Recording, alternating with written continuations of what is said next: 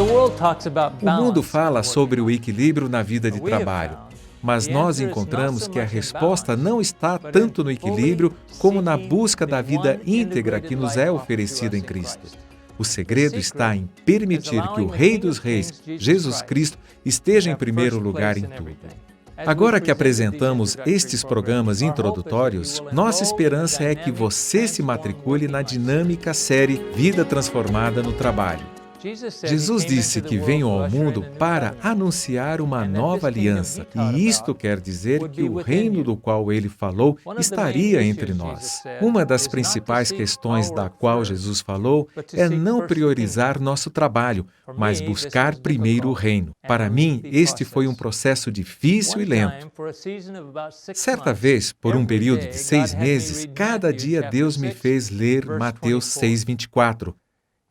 Que diz que ninguém, o que inclui você, pode servir a 2 senhores. Ou ama um e odeia o outro, ou vai amar o outro e odiar o primeiro. Não é possível servir Deus e, ao mesmo tempo, servir o espírito que está por trás de Mamon. Apenas decida se irá servir a Deus em primeiro lugar. Por ter feito esta decisão, minha vida mudou para sempre. Hoje, meu negócio serve aos propósitos de Deus, diferente de quando eu era servo do negócio. Uau! Que diferença! Mas quero passar a palavra para o nosso professor para esta sessão, o Sr. Bill Peters.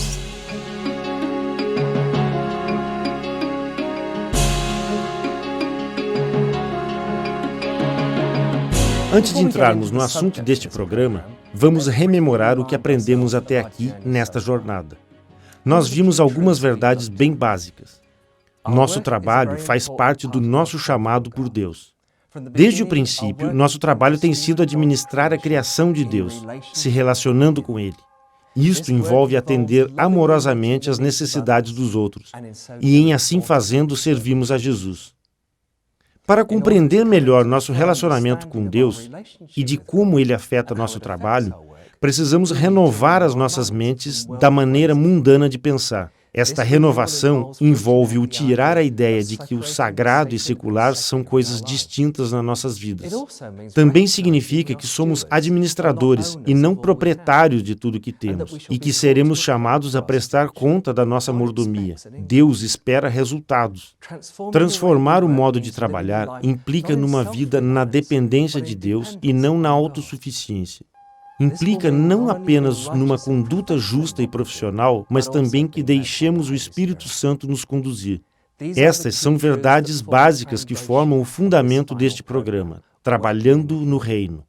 Mas antes de começarmos com este assunto maravilhoso, nós realmente precisamos estabelecer uma verdade final, que é: estamos aqui para viver e trabalhar no reino de Deus.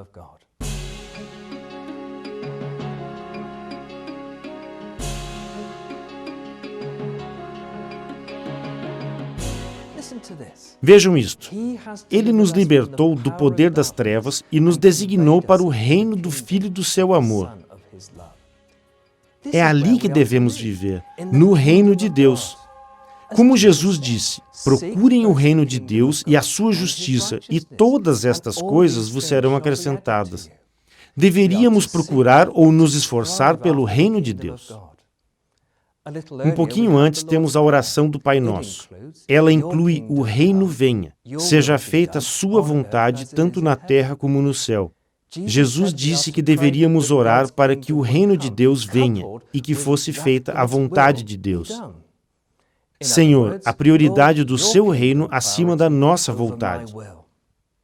Às vezes eu oro a oração do Senhor, personalizando o Pai Nosso, dizendo: venha o seu reino, sua vontade seja feita, em mim e através de mim. Nem sempre gosto do resultado, mas eu creio que sua vontade acima da minha vai me levar à verdadeira vida. A grande maioria dos ensinos de Jesus era sobre o reino de Deus e não sobre a igreja. E não podemos nos esquecer do fato que muito deste ensino foi acompanhado por demonstrações de coisas que não eram humanamente possíveis. A única vez que Jesus menciona a igreja é no capítulo 18, quando ele fala de como lidar com disputas que ocorrem na igreja. Vamos olhar o significado dessas palavras, reino e igreja. A palavra reino vem do grego, da palavra basileia. Significa realeza, governo e reinado. Reino mais reinado. A palavra igreja vem da palavra grega eclésia, que é uma palavra secular cujo significado é aqueles ajuntados em assembleia para o propósito de fazer pronunciamentos legais como um conselho local. O foco de Jesus e de seu ensino era sobre o reino e o governo de seu Pai, o reino de Deus, ou o reino dos céus. Isso seria nossa última verdade fundamental. Nossas vidas, incluindo nosso trabalho, devem se alinhar com este reino. Vamos agora ao assunto deste programa. O que significa trabalhar alinhado com o reino?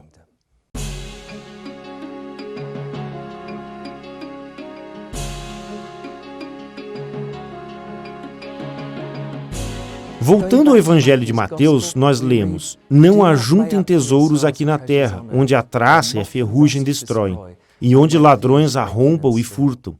Mas ajuntem tesouros no céu, onde nem traça nem ferrugem destroem, e onde ladrões não arrombam nem roubam.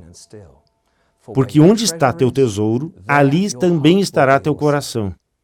Jesus disse que a atitude do nosso coração em relação a tesouros, riquezas, etc., deveria ser investir no reino e não neste mundo. Assim, a chave número 1, nosso esforço deve se direcionar ao reino de Deus e não deste mundo. Nosso esforço ou investimento no reino é estranho à cultura dos nossos dias. Deixar de olhar as nossas próprias necessidades a fim de focar no reino grita em nossa carne. Nós queremos controlar nossas vidas, mas Deus diz, deixa disso. Alguns anos atrás, fui desafiado pelo texto de Oswald Chambers, O Meu Melhor para Sua Alteza, que terminou comentando: todo o seu frenesi e aborrecimento são causados pelo planejamento sem Deus.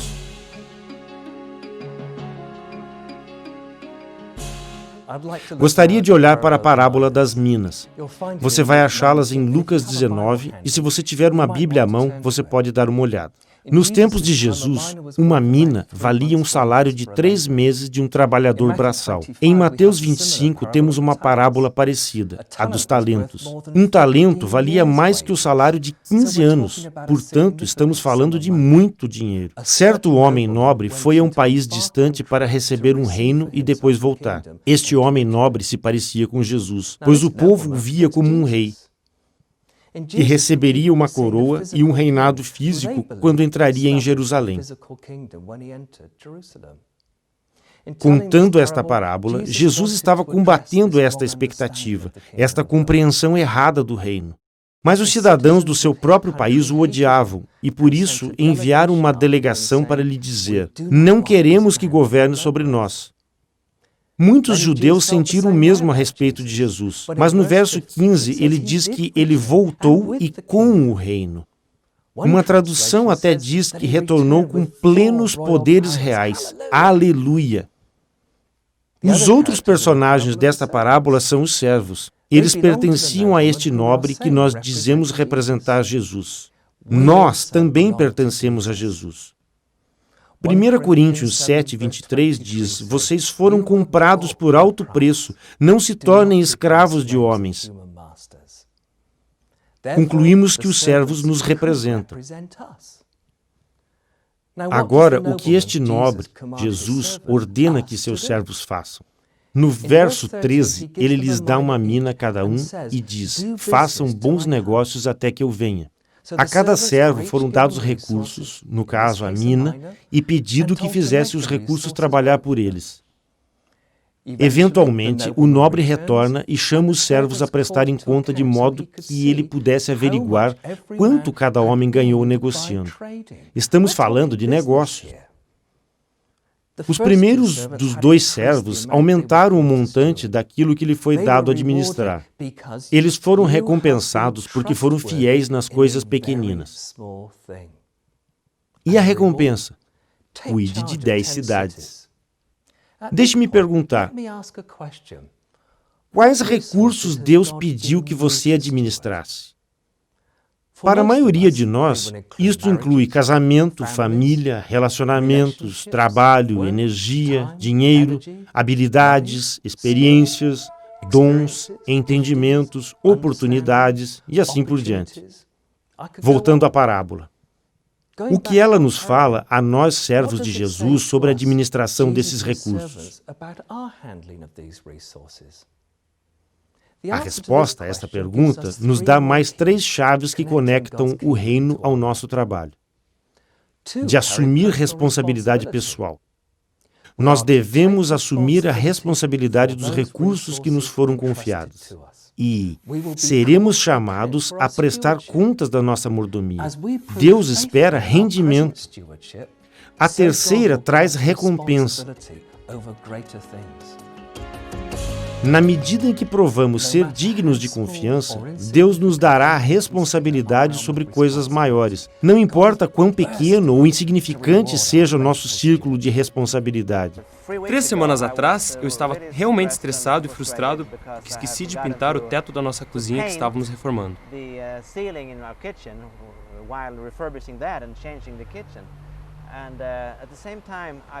Ao mesmo tempo, eu tinha que ir a um fazendeiro amigo meu que perdeu boa parte de sua plantação devido ao mau tempo no sul da Suécia.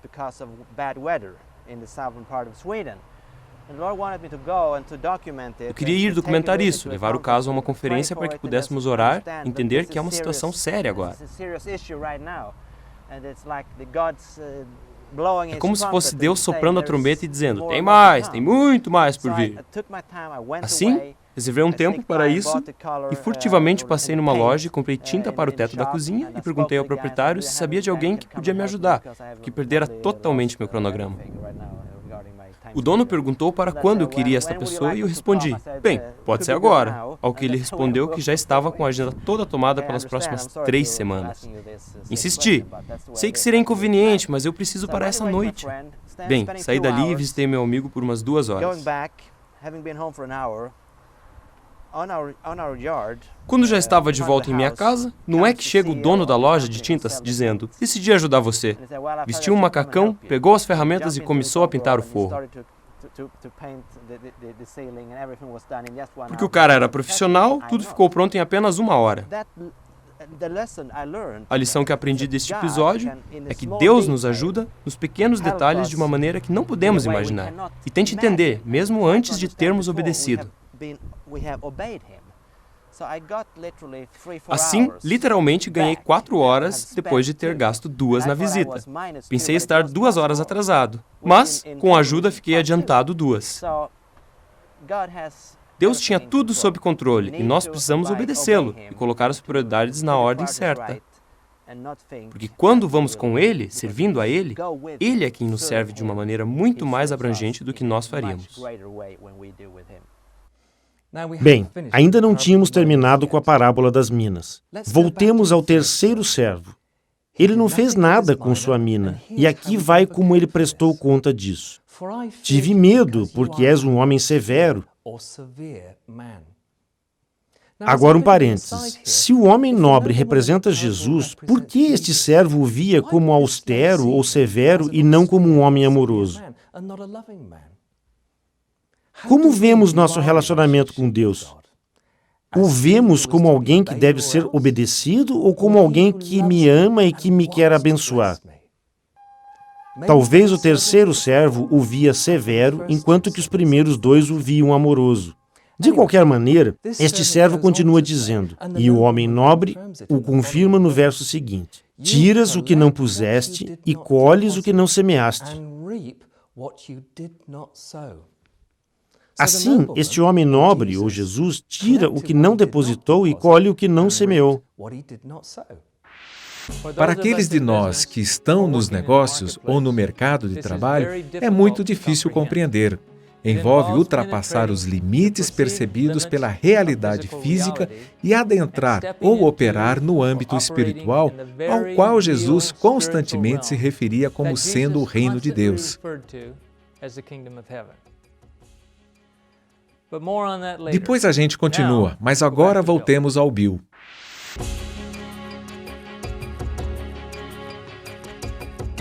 No âmbito real, temos tempo e habilidades limitados. Mas através de Jesus, temos acesso ao reino eterno de Deus, onde não somos limitados por nossos limites finitos. Quero dar um exemplo do meu próprio trabalho. Você talvez lembre que minha esposa e eu temos uma agência imobiliária. No início, pensávamos que deveríamos saturar cada propriedade de nossa carteira com orações. Em setembro de 1988, o mercado inglês quebrou. Foi quando o valor das propriedades despencou. O mercado permaneceu morto por mais de um ano. Naquela época, nossa carteira cresceu para centenas e ficou impossível orar por cada propriedade cada dia. Assim, pedimos ao Senhor para nos trazer à memória, durante a noite, as 3 propriedades pelas quais deveríamos orar na manhã seguinte. Nós perseveramos e demos um duro, mas sem resultados. Então, numa semana, creio que foi em janeiro de 1989, a coisa mais extraordinária aconteceu. Na segunda de manhã, oramos por 3 propriedades e no final do dia, as 3 estavam vendidas. No dia seguinte, oramos por outras 3 e estas também estavam vendidas no final daquele dia. E assim foi, dia após dia. De fato, uma manhã, quando terminamos nossas orações, chegou alguém que queria comprar uma propriedade pela qual acabávamos de orar. Ninguém se lembra de ter feito contato, de ter apresentado a propriedade. Nada. Ele apenas entrou e queria comprar aquela propriedade. Perguntei-me se por acaso o mercado deu uma aquecida repentina e perguntei em todas as outras imobiliárias. Mas não, o mercado não mudou e acabei verificando que nossa agência imobiliária vendeu mais propriedades sozinha que todas as outras juntas. Era impossível termos feito isto nas nossas próprias forças. Isto era um mover soberano de Deus, mostrando que Ele pode trazer vida onde tudo mais é morte e premiar muito além do esforço físico. A única coisa que foi feita é, em obediência, encharcar as propriedades em oração. Para nós, isto era uma ilustração prática que, quando nos movemos em obediência a Deus, colheremos onde não semeamos e veremos colheitas miraculosas. E isto nos dá a 5ª chave que conecta nosso trabalho ao reino de Deus. Espere o milagre. Ponha a expectativa de colher onde não semeou. A Bíblia é cheia de história de milagres, o impossível acontecendo. Muitos eram atos soberanos de Deus sem envolvimento humano. Outros foram feitos através de homens e mulheres que simplesmente se tornaram disponíveis a Deus, prontos a obedecer. Quero dizer aqui que isto não significa que podemos relaxar e esperar que Deus faça tudo. Ele nos deu dons e habilidades que Ele espera que apliquemos diligente e profissionalmente no trabalho. Mas haverá tempos em que estas coisas não serão suficientes. É nessa hora que podemos esperar que Deus atue sobrenaturalmente a nosso favor, ou que nos dê sabedoria além deste mundo para enxergar soluções sobrenaturais para os problemas que enfrentamos. Lembre-se, devemos ser 3 coisas no trabalho: justos, profissionais e guiados espiritualmente.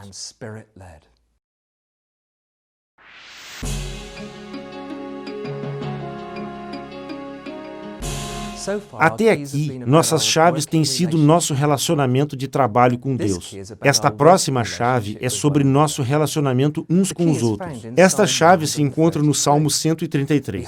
Como é bom e agradável quando os irmãos convivem em união. Ali o Senhor concede a bênção da vida para sempre. E Jesus a confirmou. Também lhes digo que se 2 de vocês concordarem na terra em qualquer assunto sobre o qual pedirem, isto lhes será feito por meu Pai que está nos céus. Pois onde se reunirem 2 ou 3 em meu nome, ali eu estou no meio deles. Assim, a 6ª chave é: unidade libera o poder sobrenatural de Deus. Mas vamos ser cuidadosos. A unidade da qual estamos falando não é um consenso raso, apenas para obter resultados. Também não é um revestimento bonito cobrindo as diferenças e tensões. Esta é a maneira do mundo fazer, mas não é unidade, é aparência. A unidade da qual estamos falando é unicidade na qual não há divisão. Onde há esta unidade, Deus pode ordenar sua bênção. Esta unidade vem onde o relacionamento é considerado mais importante que a função. Era assim com Jesus. Os relacionamentos vinham antes da função. E isto nos leva à sétima chave.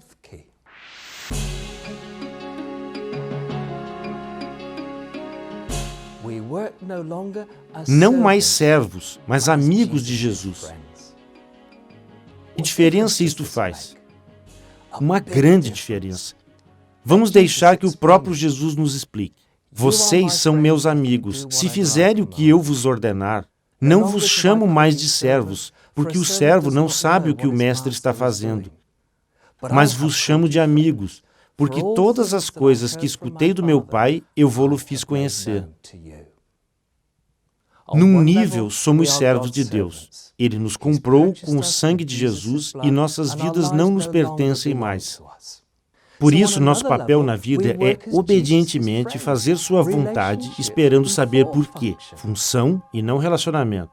Mas Jesus diz, se estamos dispostos a fazer o que Ele diz, e somos seus amigos. Somos num outro nível como amigos de Jesus. Relacionamento antes da função. Jesus continuou sua fala. Não foram vocês que me escolheram, mas eu vos escolhi. E mostrou que você deve dar fruto e seu fruto deve permanecer. E o que quer que peça ao Pai em meu nome, Ele poderia lhe dar. Nossa chave final para conectar o reino de Deus ao nosso trabalho.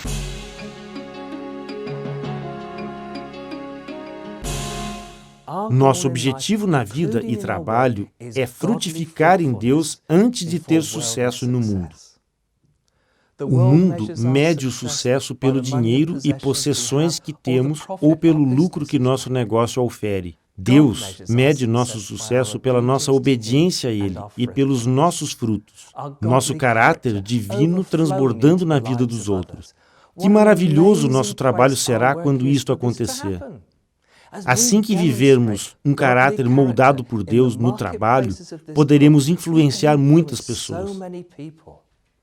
Eu comecei dizendo que deveríamos viver e trabalhar no reino de Deus. Depois, eu expliquei rapidamente as 8 chaves que vão lhe ajudar a conectar o reino de Deus com o seu trabalho. Se você, assim como minha esposa e eu, alguns anos atrás, for cativado por este ensino que está nestes programas e quiser mais, então você poderá fazer o curso TWL inteiro, Vida de Trabalho Transformado. Por que não estudá-lo com um grupo? Eu lhes garanto, isso vai transformar sua vida de trabalho.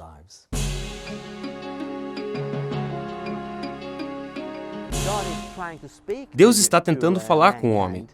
Deus fala a você na sua companhia quando coisas acontecem. Assim entendemos quando Deus está soando sua trombeta e precisamos tomar em consideração e tentar interpretar o que significa aqui e agora. Podemos continuar e combinar o nosso chamado em fé com a total compreensão de onde estamos. Às vezes eu penso que somos cegos tateando as escuras, tentando ler as Escrituras para ver se descobrimos quem somos e por que existo. Assim, precisamos balancear a perspectiva externa com certo tipo de inteligência e análise social das tendências e do que significam. E, juntos com uma análise interna, que tem a ver com a nossa visão e chamado. Deixemos que estas se fundam num jeito maravilhoso, criando coragem de continuar, calculando e assumindo certos riscos, estando prontos para a inovação.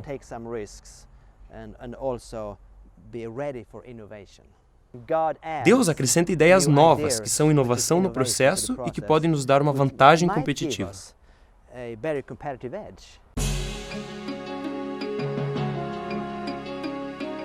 Nosso desejo para você, junto com a ajuda de Deus, é que entre na terra da promessa, no mundo dos negócios, para o qual Deus providenciou seus talentos e habilidades. A ICCC desenvolveu ótimos recursos que estão disponíveis a você no site www.iccc-br.com.br. Deixe-me encorajá-lo a continuar estudando a série completa de TWL, Vida de Trabalho Transformada. Nossa oração é para que você siga no desafio de Colossenses 1:10. Lá diz que vocês podem viver de maneira digna do Senhor em qualquer trabalho. Quero agradecer por sua atenção assistindo aos programas e nos veremos novamente na série Vida de Trabalho Transformado.